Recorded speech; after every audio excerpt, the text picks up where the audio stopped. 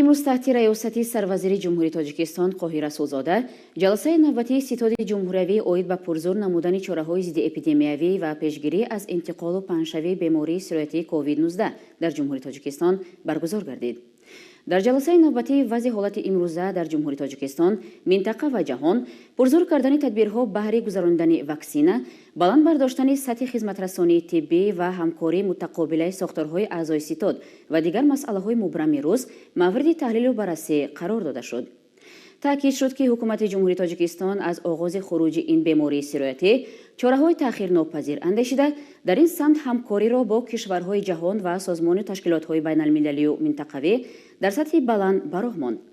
ба андешаи мутахассисони байналмилалӣ ҷумҳурии тоҷикистон ба қатори кишварҳои мансуб аст ки то ҳол аз лиҳози амалкарди COVID-19 муваффақ аст ва заминаи асосии ин дар он аст ки мардуми тоҷик ба тавсияҳои илмӣ бовар карданд,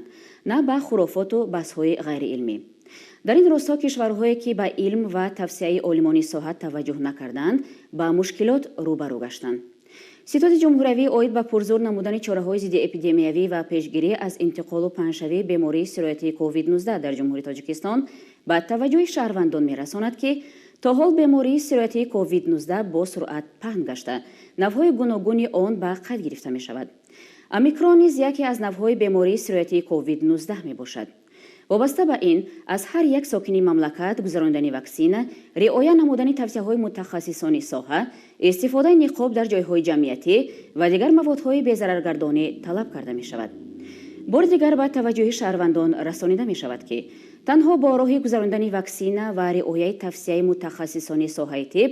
имкони пешгирии бемориҳои сироятӣ вуҷуд дорад. вобаста ба ин, ситоди ҷумҳуриявӣ оид ба пурзур намудани чораҳои зидди эпидемиявӣ ва пешгирӣ аз интиқолу паҳншавии бемории сироятии COVID-19 дар ҷумҳурии тоҷикистон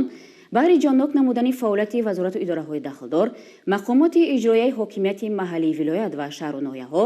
дар самти назорати риояи қоидаҳои гигиенаи шахсию ҷамъиятӣ аз ҷониби сокинон, гузарондани ваксина, андешидани чораҳои қатъии пешгирикунанда ва зидди эпидемикӣ,